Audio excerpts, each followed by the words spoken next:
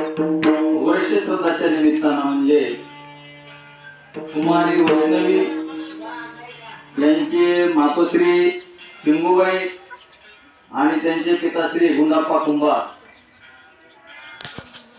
यांच्या मुलीनं अल्प आयुष्यामध्ये देह ठेवावा लागला आणि त्याला आज 1 वर्ष पूर्ण होत आहे.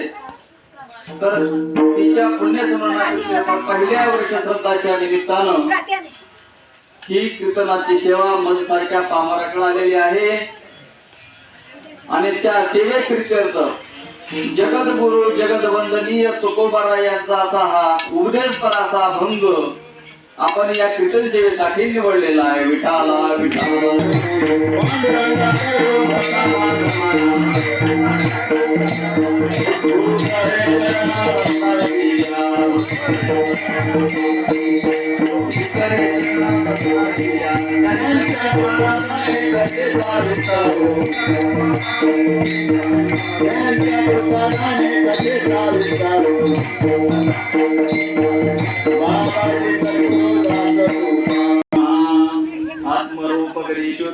स्मरण होय सकळ विद्यांचे अधिकरण तेची वांदोचरण श्री सद्गुरूचे ते नमस्कार आता मद हृदय सद्गुरु जेने तारिलो हा संसार गुरु म्हणून विशेष सत्यादरू वेगावरी डोळ्या त्याचे अंजन भेटे केवढी दृष्टीची पडदा कुठे मग वाचपाय तिथे प्रगटे महानिधी.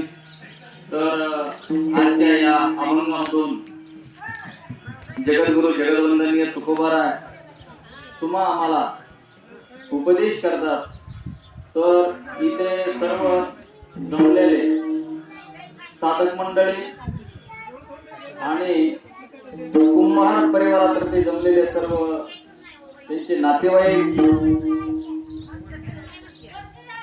त्यांचे सर्व जमलेले पाहुणे मंडळी इथे पेटी वादक आणि कोणतं गाव तुमचं निमित्त. तर आपण हे वर्ष श्राद्धाचा कार्यक्रम का करायचा, वर्ष श्राद्ध घातल्यानं वर्ष श्राद्ध कशासाठी, 12वा 13वा सुट्टे कशासाठी वगैरे वगैरे अनेक प्रश्न असतात आणि काय करायची गरज आहे असं वगैरे असं आपल्याला वाटतं.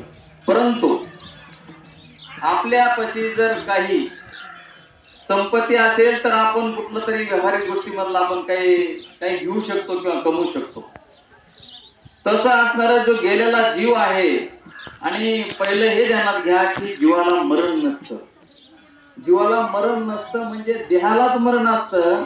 हा देह कोणाचाही राहत नाही, तुमचा राहत नाही, आमचा राहत नाही. तर शरीर पडल्याच्या नंतर तो जीव जशी वासना असेल तसा तो निघून गेलेला असतो आणि मग आता त्या जीवाची काही सुटका होण्यासाठी त्या जीवाकडे काही पुण्य असावी लागते आणि त्या प्रित्यर्थ